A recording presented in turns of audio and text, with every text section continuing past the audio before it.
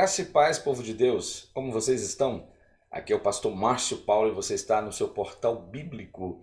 E hoje nós vamos dar sequência ao nosso estudo para o quarto trimestre de 2020, lições da CPAD, lições de adultos. E nós estamos estudando um tema maravilhoso, a fragilidade humana e a soberania divina, analisando o contexto da vida do patriarca Jó. E hoje estamos já na nossa sétima reflexão. Quero deixar já aqui o card com todas as lições aqui anteriormente publicadas, numa playlist bem organizada para o seu deleite espiritual. Eu quero convidá-lo agora a fazer uma oração e após esta oração nós iremos então fazer todas as leituras relacionadas ao nosso assunto de hoje. Aperta o cinto, venha comigo neste momento de comunhão, de reflexão bíblica e que sejamos, pois, edificados por esta tão preciosa palavra. Senhor, te clamamos e suplicamos pela pessoa bendita do teu Espírito, que visite-nos agora e traga iluminação à nossa mente e boa compreensão deste assunto que será abordado a partir de agora. Assim oramos e o fazemos no nome de Jesus. Amém. Antes de fazermos as leituras, eu quero dizer para você que ainda não se inscreveu aqui neste portal bíblico, faça isso agora. Ative o sino das notificações, se inscreva, deixe o seu comentário, deixe aquele like abençoado, uma ferramenta que muito nos motiva. Tenha a liberdade de compartilhar o link deste grupo do YouTube, deste canal do YouTube, desta lição específica no seu grupo eclesiástico, no seu grupo familiar e, como eu sempre digo, abençoe também quem você ama através de uma boa reflexão bíblica. Também começaremos a usar uma ferramenta agora do Anchor, uma ferramenta de um podcast que você pode também acessar este conteúdo agora também do portal bíblico. E eu gostaria então de fazer todas as leituras então relacionadas ao nosso assunto de hoje. E vamos então ler o nosso texto áureo desta reflexão, que está no livro de Jó, capítulo 8, versículo 4, e a temática deste quarto trimestre das lições de adultos é a fragilidade humana e a soberania divina, o sofrimento e a restauração de Jó. E aqui, nesta sétima reflexão, iremos falar especificamente a respeito da teologia de Bildade. Se há sofrimento, há pecado oculto?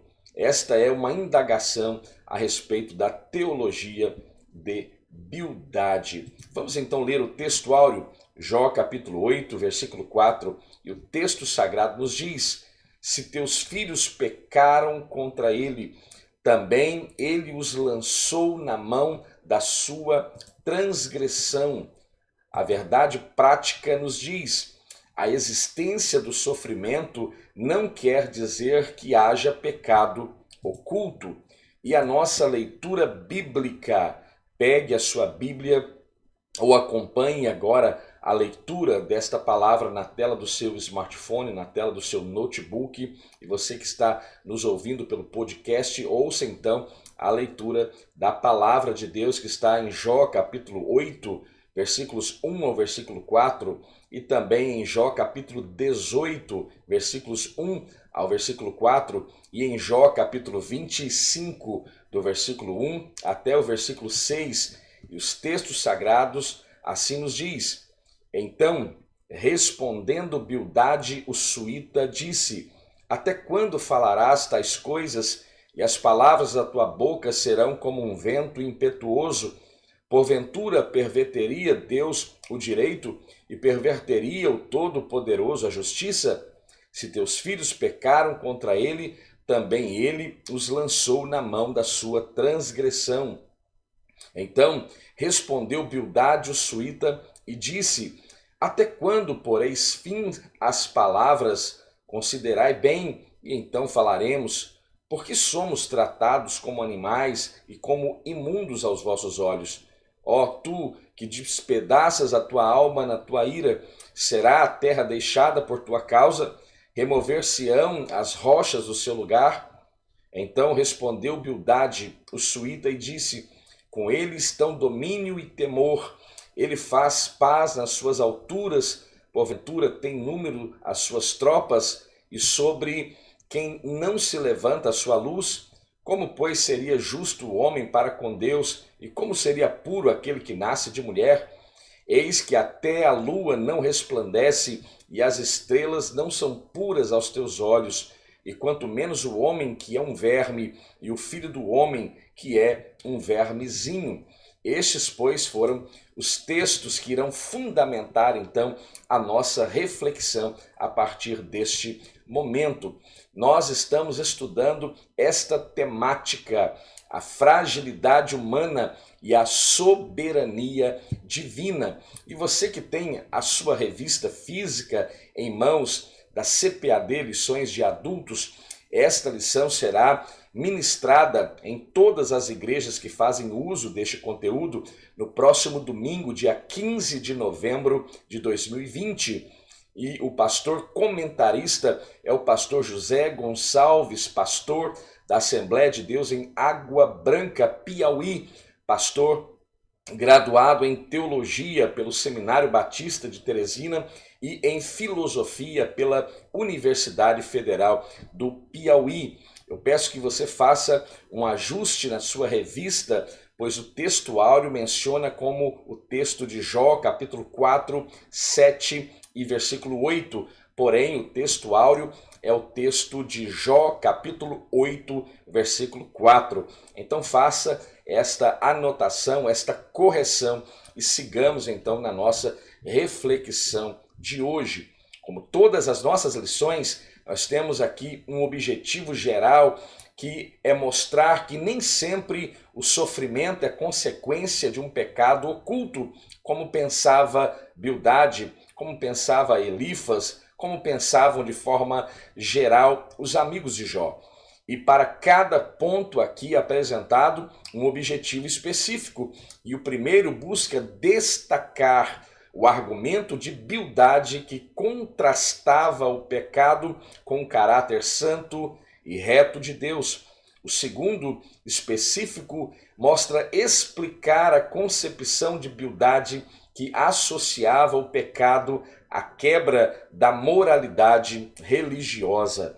E o terceiro, objetivo específico, busca esclarecer a argumentação de Bildade que contrapunha a pequenez humana com a grandeza de Deus. E nesta lição nós vamos perceber que Deus é reto, justo, ele é santo, e esta contraposição que Bildade faz a respeito do caráter de Deus com o pecado humano será a temática desta nossa reflexão. E eu quero que você acompanhe com muita atenção, abra o seu coração, abra a sua mente para receber uma palavra expressamente revelada por Deus ao seu coração.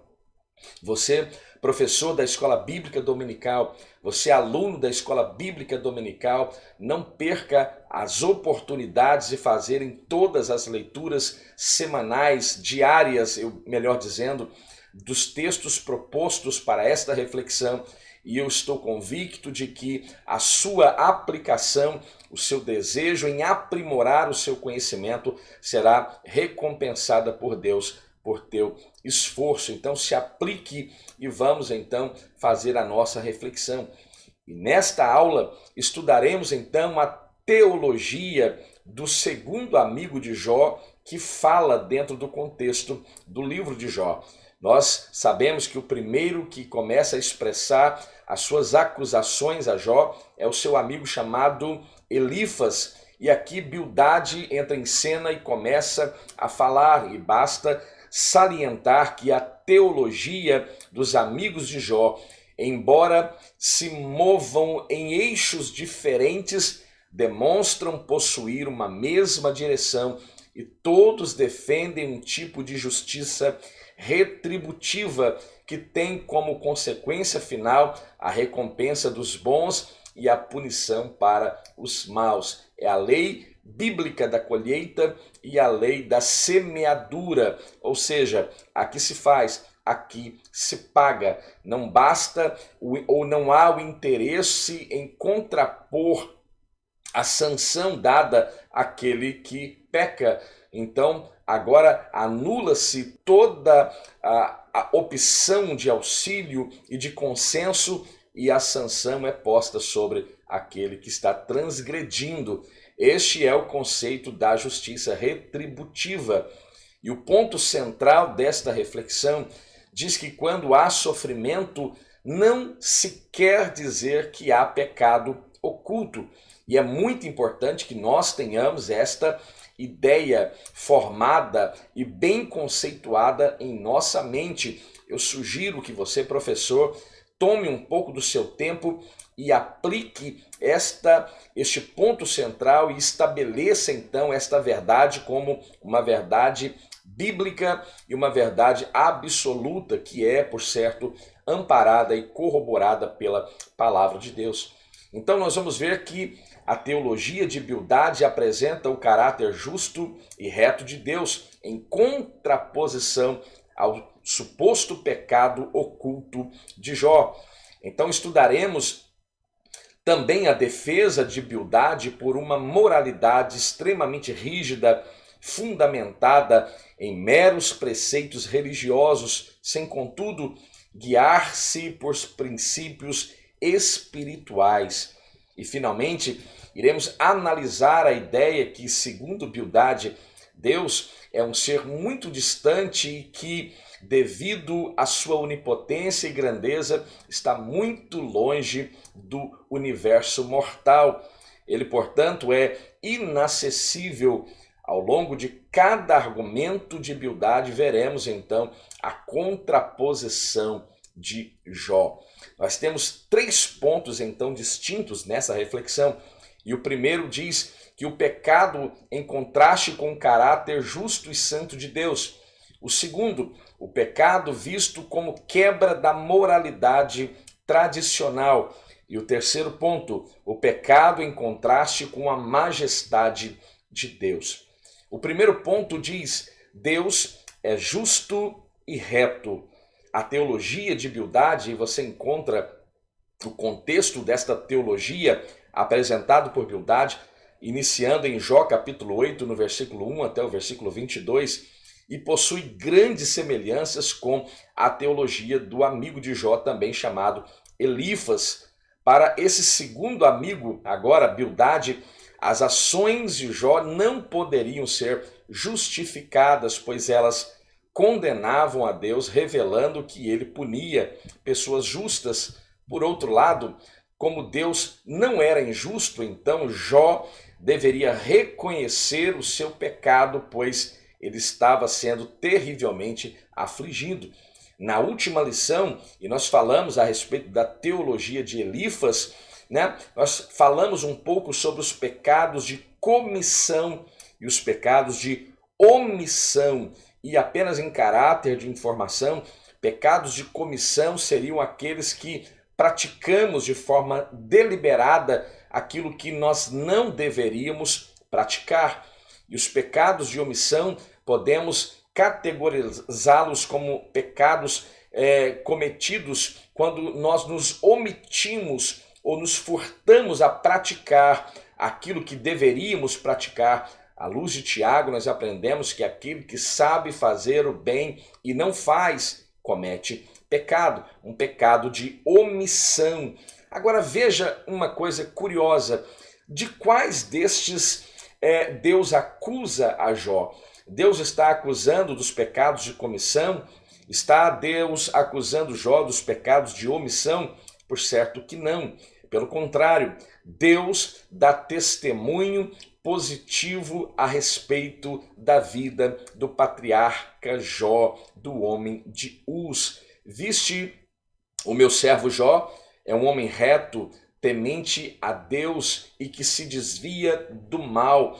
Esses são alguns predicados que o próprio Deus aponta quando do céu avalia a vida totalmente irrepreensível deste homem chamado Jó. Então a teologia de Bildade pode ser classificada em 2 esferas, a dos maus e as dos bons. Por exemplo, Bildade assevera que os filhos de Jó foram mortos porque eram maus. E veja que coisa terrível Bildade está cometendo para com o seu amigo Jó. Veja a dor causada pelas palavras de Bildade. Não há amor. Aqui a acusação, eu diria, infundada, pautada apenas em conceitos meramente religiosos. Nesse texto, Bildade causa dor e sofrimento a Jó quando envolve os seus filhos na sua argumentação. Basta lembrar que Jó não perdera um ou dois filhos em espaços diferentes de tempo, mas Jó perde os seus 10 filhos em um mesmo dia, em uma mesma ocasião. A dor, por certo, deste pai fora terrível, e Bildade agora faz uso deste momento em que os seus filhos foram mortos para acusá-los de que também foram punidos porque eram pessoas más. Veja, essa é uma teologia totalmente antibíblica, anticristã. Veja, e nós devemos expressamente combater tais pensamentos que, infelizmente, ainda governam mentes de muitas pessoas nos dias atuais. Por outro lado, como um homem que alegava ser justo e bom, Jó poderia desfrutar novamente do favor de Deus se reconhecesse o seu pecado. E aqui há certa verdade, quando nós lemos em Jó capítulo 8, versículo 5 e versículo 6, que diz: mas se tu de madrugada buscares a Deus, o Todo-Poderoso, e pedires então misericórdia, se fores puro e reto, certamente logo despertará por ti e restaurará a morada da tua justiça. Embora há uma fração na teologia de Bildade que seja até mesmo correta e bíblica, ela como um todo não se sustenta. Embora aquele que confessa e deixe de fato alcance misericórdia, Jó deveria confessar o quê? Esta é a pergunta. O que Jó deveria confessar e que então, após confessar, ele recebesse agora esta misericórdia da parte de Deus? Então, este é um conceito equivocado e, como eu já disse anteriormente, ainda governa mentes de muitas pessoas em pleno século XXI. Todo problema que está suscetível ao indivíduo, muitos atrelam ao aspecto de pecado oculto, e que este deve ser confessado, ignorando o fato que o homem, em sua matéria, em sua natureza, ele é concebido em pecado, como a palavra nos diz, e nós agora somos restabelecidos, ou a nossa comunhão é restabelecida em Deus através do sacrifício de Cristo. Então é na cruz de Cristo que encontramos a nossa reconciliação. E veja, ainda reconciliados a Deus, o próprio Cristo assevera que aqui teríamos aflições, mas que deveríamos viver uma vida cheia de ânimo, que tivéssemos bom ânimo, porque Ele, o nosso Senhor e Salvador Jesus Cristo, venceu o mundo. Ora, se Ele que é a garantia da nossa reconciliação, por certo, Ele também não asseguraria a nossa vitória contra este mundo. E a palavra diz que esta é a vitória que vence o mundo, a nossa fé. A nossa fé não pode ser abalada e as acusações que vêm de forma impensada não podem gerar prejuízos graves na nossa vida, porque nós também temos como discernir e refutar tais acusações. O segundo, uma compreensão limitada a respeito da natureza de Deus. Bildade traz consigo uma compreensão incompleta e limitada da natureza de Deus, e a verdade é que qual erudito bíblico, qual mestre em teologia é capaz de descrever de forma minuciosa as minúcias da natureza de Deus? Então, o fato de que Bildade também tinha uma pouca compreensão a respeito da natureza de Deus, isso é facilmente explicado, porque até mesmo nos dias atuais, com o advento da tecnologia, nós também conhecemos Deus de uma forma muito superficial, eu diria, e muito ainda temos a conhecer a respeito de Deus, e muito ainda tem o Senhor a se revelar a nós. Os seus atributos cognoscíveis nós podemos saber então a respeito da sua natureza, mas os seus atributos incognoscíveis nós então somente enquanto na eternidade poderemos ter uma ideia melhor e mais aprofundada a respeito da sua natureza.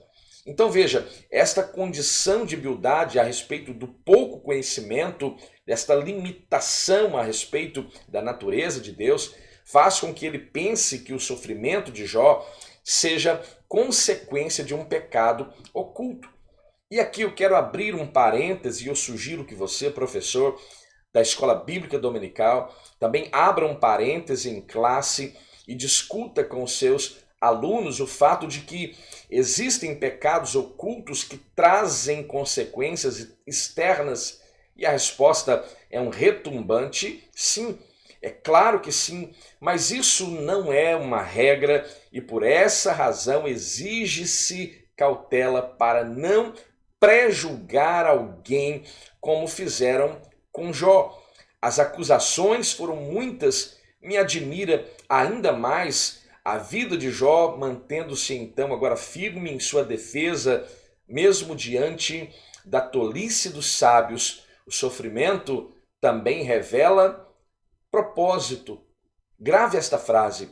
O sofrimento também revela propósito. Lembra do sacrifício ou do sofrimento do qual o nosso Senhor e Salvador Jesus Cristo pereceu ou padeceu naquela cruz do Calvário? Ele também estava em pecado, ou aquele sofrimento era originário de um propósito infinitamente superior.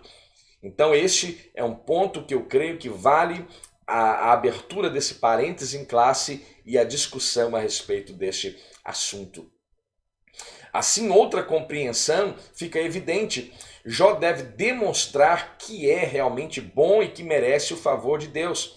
É uma teologia que vai destacar uma meritocracia humana no processo da justificação diante de Deus. Mas se tu de madrugadas buscares a Deus e ao Todo-Poderoso pedirdes misericórdia, se fores puro e reto, certamente logo despertará por ti e repousará a tua morada, restaurará a tua morada ou a morada da tua justiça. Logo, o enfoque aqui de humildade não é a graça e, diga-se de passagem, o favor imerecido proposto justamente a homens pecadores. Mas aqui então o enfoque não é a graça que flui de Deus, mas o esforço humano por mérito próprio pretende justificar o homem diante de Deus. E vamos também novamente abrir um parêntese aqui, e é extremamente importante que isso seja pontuado. Bem sabemos que o homem em si mesmo jamais poderia justificar-se diante de Deus.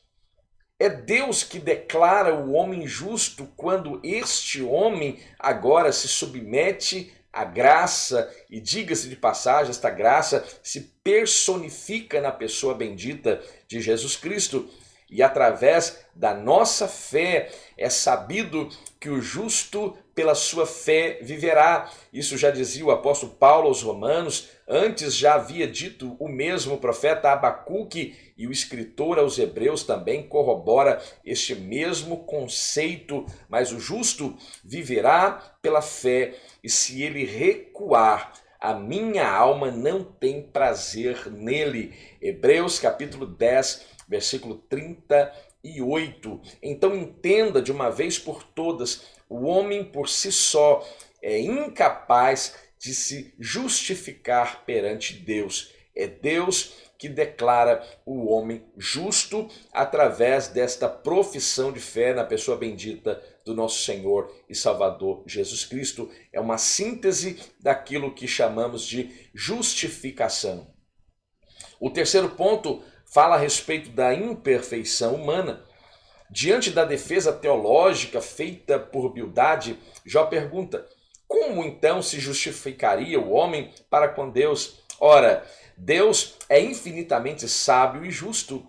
Jó está ciente de que nenhuma perfeição humana o habilitará a aproximar-se de Deus. Dessa forma, a autopurificação não passava de uma mera presunção do coração do homem, ainda que me lave com água de neve e purifique as minhas mãos com sabão, mesmo assim me submergirás no fosso, e as minhas próprias vestes me abominarão. Jó capítulo 9, versículos 30 e 31. A linguagem aqui é poética, mas ele afirma objetivamente uma doutrina da santidade de Deus e a pecaminosidade do homem ou do ser humano. Deus é santo, Jó um mero pecador. Entretanto, essa não era a questão para Jó. O grande questionamento dele poderia ser feito da seguinte forma: é verdade que onde há sofrimento há pecado? Seus amigos responderiam sim, mas Jó responderia um retumbante não. E eu quero lhes fazer esta pergunta agora. Você pode deixar nos comentários aquilo que você pensa a respeito deste assunto e você pode responder esta pergunta. É verdade que onde há sofrimento há pecado? Eu gostaria de ouvir a sua resposta frente a esta indagação. Deus já havia testemunhado a respeito do homem de Uz e da justiça de Jó.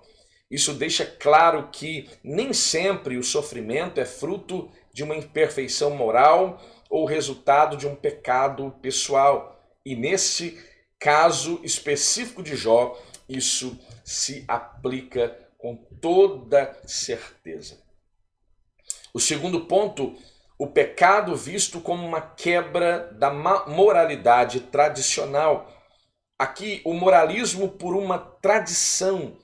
Bildade, agora em Jó capítulo 18, 1 a 21, também está comprometido na defesa então desta moralidade que ele acredita ser correta.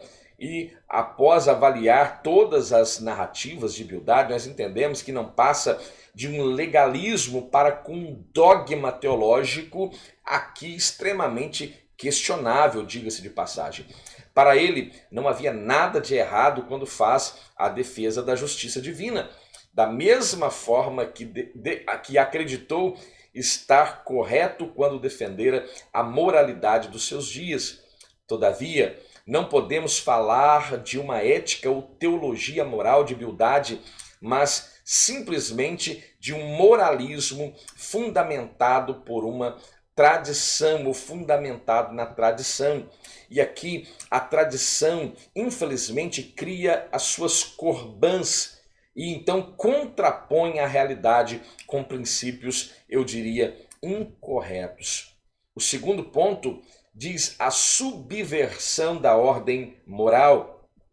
Na verdade, Bildade simplesmente repete o que já vem sendo defendido por gerações passadas e, todavia, acrescentando aqui alguns contornos aos seus pressupostos teológicos. E aqui eu acho importante também pontuar o fato de que isso ainda é uma verdade no nosso meio. Será que todo legado que admitimos hoje é correto? Será que todo este legado ele é produtivo? E aqui de forma respeitosa aos irmãos que vieram antes de nós, e eu diria que esses irmãos pagaram um preço que muitos de nós hoje não temos que pagar, não precisamos pagar, né? Mas muitos destes conceitos, doutrinas, teologias deveriam ser reavaliadas e ajustadas ao crivo da Bíblia Sagrada. Então, aqui há essa subversão da ordem moral na visão teológica de Bildade. Para ele, Bildade, as desgraças sofridas por Jó ocorreram por causa da quebra de um padrão de moralidade estabelecido previamente pela tradição. Veja o grave problema que está diante de nós e nós temos a oportunidade de aprender então que isso não pode ser admitido nos dias atuais.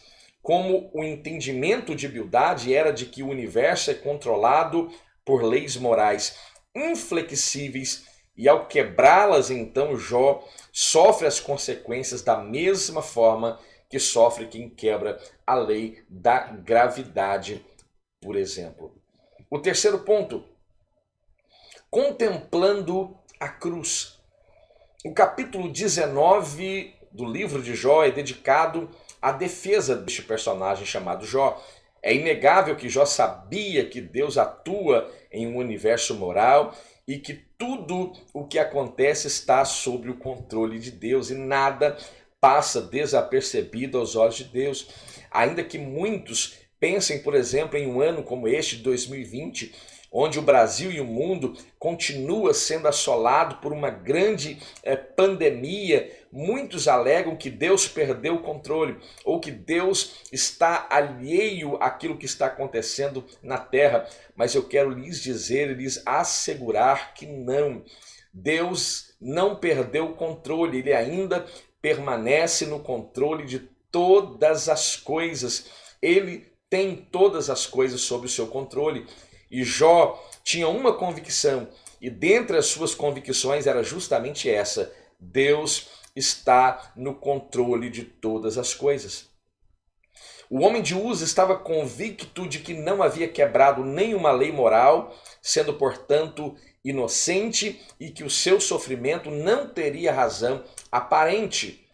Mas diante das acusações dos seus amigos, ele não pode se furtar ao seu direito de contrapor as ideias terríveis, equivocadas a respeito de Deus, propostas pelos seus amigos. Então, ele está disposto agora, depois de tanto se justificar, a abandonar então toda esta tentativa de autojustificação, e ele agora começa em toda instância humana, apelar para um mediador.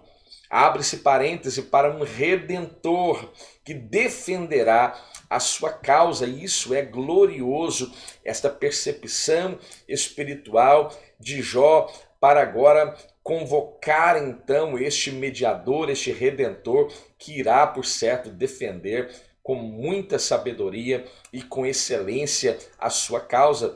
Ele não quer mais se defender. Ao invés disso, ele apela para alguém que vai ficar entre ele e Deus, e alguém que é totalmente justo, né? E que não haverá, sem sombra de dúvidas, não haverá nenhuma ação contrária que irá impedir que a justiça seja feita. E aí ele vai bradar naquilo que talvez seja um dos textos mais belos de todo o contexto bíblico, quando ele contempla a cruz de Cristo e ele diz: eu sei que o meu Redentor vive e por fim se levantará sobre a terra. E a palavra que é traduzida aqui por redentor no hebraico, goel, e significa alguém que defendia um familiar quando este não podia fazer a sua própria defesa. E nós também temos um advogado fiel que também atua de forma dinâmica, de forma ativa a favor da nossa vida, a favor da sua vida. Veja que lição preciosa está diante de nós, refutando as teologias que não passam pelo crivo da palavra de Deus e estabelecendo uma teologia forte, sólida, onde nós encontramos a justiça de Deus sendo apresentada a Jó. Os primeiros líderes da igreja entendiam que Jó predisse a ressurreição que será efetuada por Cristo no final dos tempos, da qual ele mesmo, Jó, participará. O patriarca aqui queria a intercessão deste justo, deste imparcial e deste mais que eficiente mediador. Louvado seja o nome do Senhor. O terceiro ponto, o pecado em contraste com a majestade de Deus, a grandeza de Deus. O terceiro discurso de Bildade é feito para exaltar Deus e rebaixar a Jó.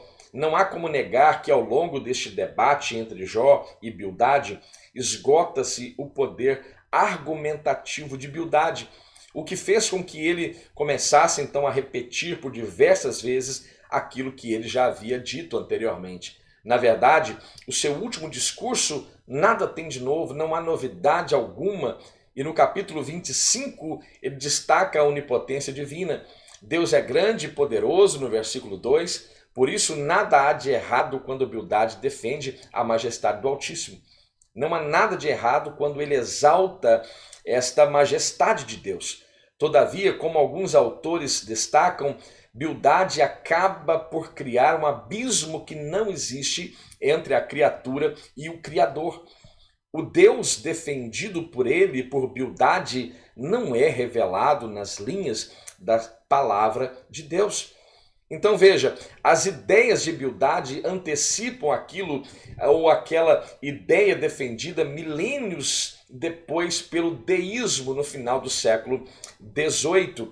E apenas em caráter de informação, deísmo nada mais é que uma denominação genérica dada às doutrinas filosóficas e religiosas que surgiram justamente e sobretudo no século XVII, que afirmavam a existência de Deus como exigência da razão, independentemente de qualquer revelação histórica ou positiva, e a partir da identificação da razão com a natureza.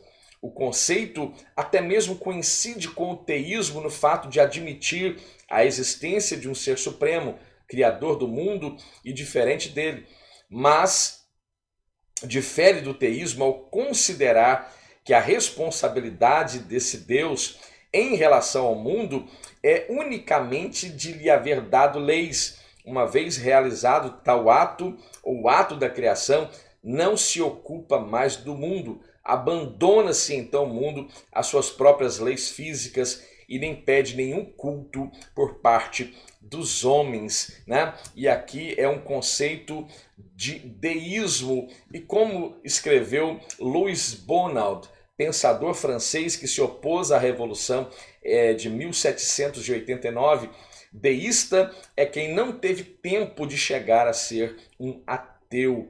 Então aqui há o conceito de deísmo, que então nada mais é do que aquela ideia que estava sendo já apresentada, ou começando a ser apresentada já por Bildade. Então, segundo os deístas, em uma síntese, Deus criou o mundo de fato, mas ausentou-se deste mundo que ele criara. O segundo, onipotente, mas não ausente. Jó responde a Bildade com certa ironia. Como ajudaste aquele que não tinha força e sustentaste o braço que não tinha vigor? Jó capítulo 26, versículo 2. Aqui Jó não questiona a onipotência divina.